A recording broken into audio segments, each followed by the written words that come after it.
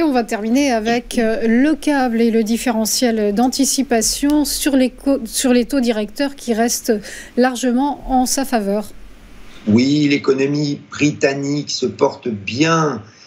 L'indice donc composé des directeurs d'achat qui est sorti la semaine dernière est en expansion pour le 10e mois consécutif. On a aussi l'indice de confiance dans les affaires qui est calculé par la banque Lloyds, qui sera publié la semaine prochaine, qui devrait aussi confirmer un fort rebond puisque depuis la récession technique, il n'arrête pas de l'année dernière, il n'arrête pas de monter. Alors, la modération de la croissance des salaires est confirmée au Royaume-Uni, et qui donc explique que l'inflation ralentisse. Alors attention quand même aussi, là c'est pareil, l'inflation alimentation énergie reste toujours élevée à plus 3,3%.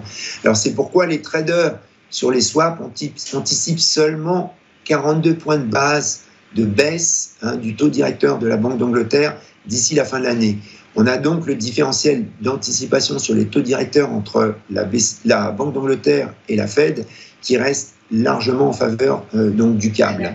Donc à très court terme, on a la paire de devises qui pourrait subir elle aussi des prises de profit dues aux positions short dollar après Jackson Hole, mais on pourrait penser que la tendance haussière devrait reprendre.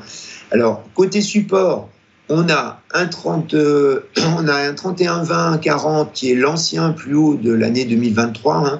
Alors c'est aussi une zone de plus haut qui ont été vues à partir de mercredi dernier avant de casser à la hausse après Jackson Hole. Plus bas encore, on a un 30-40 donc qui est le plus haut de mi-juillet.